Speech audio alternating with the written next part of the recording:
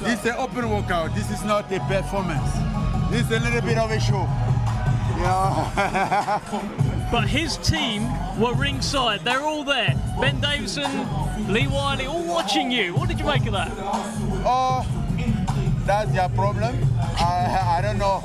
I don't think there's nothing to see here, really. You know, it's just a little bit bad stuff. Have fun.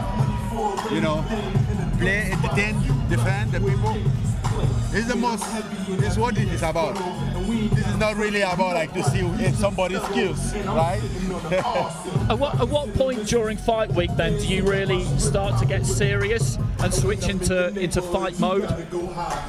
I don't know, it depends. Sometimes I wake up in the morning or the fight day and then I start to feel that fight week mode.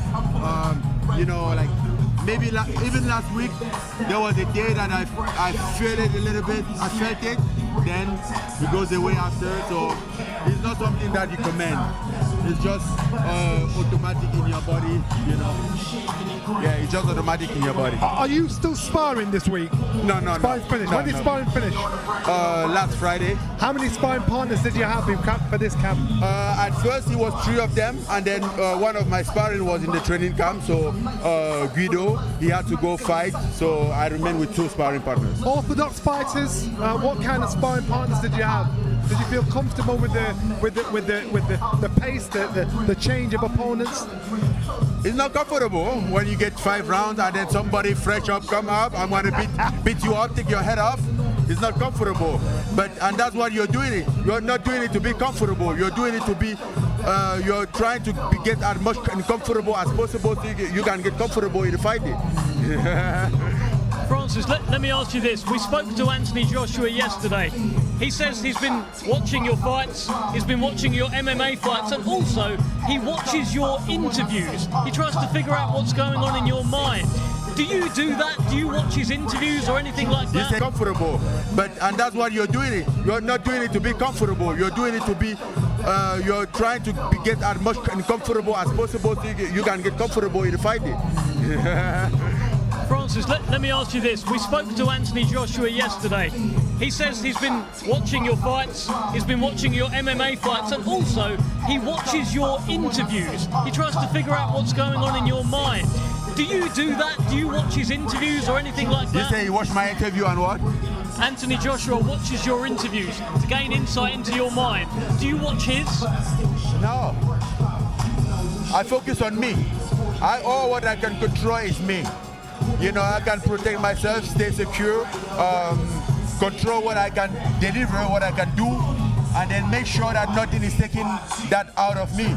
And then I'm very confident that if I go out there and do me, it's gonna be enough. The problem is that sometimes you just try to do somebody else, you just want to maybe do some stuff, maybe to please people or to, you know, do what is not you. That's when most of the time we get tricked and fall out of the box. But when I'm confident of me, my nature, if I do me, I'm good. Anthony Joshua's in the ring right now, just warming up, doing this little workout. He's not even looked once. So this is creative spaces that I don't care what he does. He's having fun. There's nothing to watch. Again, I was in the ring as well, and I know that there's nothing to watch when I'm in the ring. Yeah. It's just to have fun. It has nothing to do with the fight. That was fun. Sometimes you walk in the gym and then you see those guys like maybe train, hit meat, and then you feel like you will never be as good at them. But in the real fight, it's different. It's completely different. Do you enjoy fight week, or do you get impatient waiting for the fight? Well, I would say I'll go for the second. I'm more like waiting for the fight, because fight week is a lot of media, a lot of question, a lot of same question again over and over, and sometimes I'm like, knock me out.